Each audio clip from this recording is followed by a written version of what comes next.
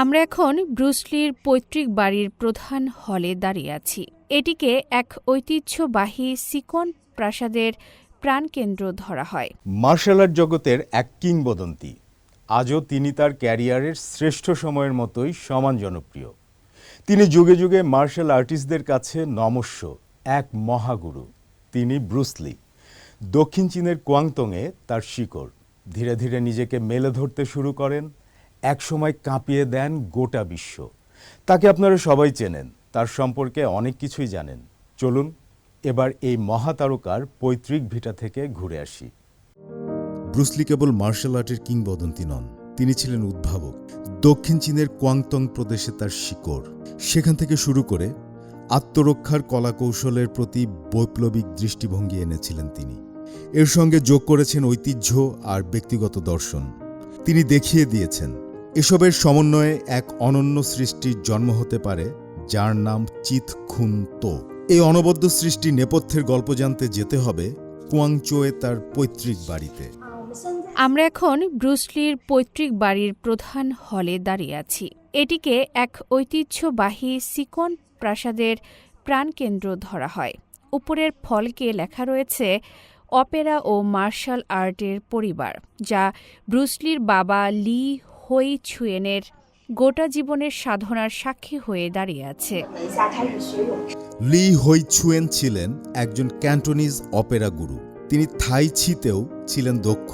Bruce Lee 7 বছর বয়সে বাবার কাছ থেকে থাই ছি শেখা শুরু করেন। 13 বছর বয়সে তিনি ইফ ম্যানের ছাত্র বনে যান এবং উ ইং ছুনে দীক্ষা নেওয়া শুরু করেন।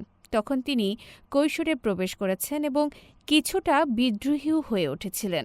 তার মনে হয়েছিল থাই ছি খুবই কোমল এবং এটি তার মনের খোরাক জোগাতে পারছিল না।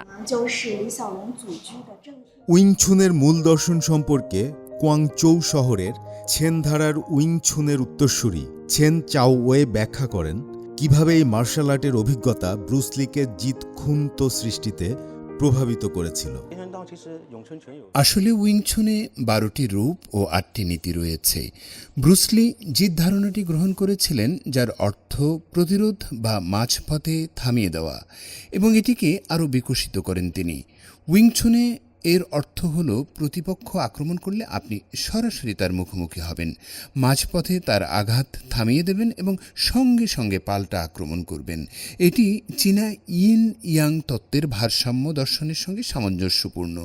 আপনি প্রতিহত করবেন, তারপর সঙ্গে সঙ্গে আক্রমণ করবেন। এরপরই আসে তার বিখ্যাত ইঞ্চ পাঞ্চ, যা কিনা অত্যন্ত দ্রুত গতির ছিল। উইংছুন দিয়ে শুরু করে ব্রুসলি ধীরে ধীরে মার্শাল আর্টের এক মহাগুরু বনে যান। 1959 সালে তিনি যুক্তরাষ্ট্রে যান এবং বিভিন্ন ধরনের মার্শাল আর্টের সঙ্গে পরিচিত হন। ঐতিহ্যগত সীমাবদ্ধতা ভেঙে তিনি উইংছুনের সঙ্গে নিজের দার্শনিক চিন্তার সমন্বয় ঘটিয়ে সৃষ্টি করেন অনন্য মার্শাল আর্ট পদ্ধতি চিত খুন তো। তার অনন্য সৃষ্টি চলচ্চিত্র প্রতিফলিত হয়েছে। 1971 থেকে 1973 সালের মধ্যে 3 বছরে তিনি 5টি চলচ্চিত্র অভিনয় করেন এবং বিশ্বজুড়ে এমন খ্যাতি অর্জন করেন যা অর্ধ শতাব্দীরও বেশি সময় ধরে অমলিন রয়েছে। সাকিব সিকান্দার, সিএমজি বাংলা।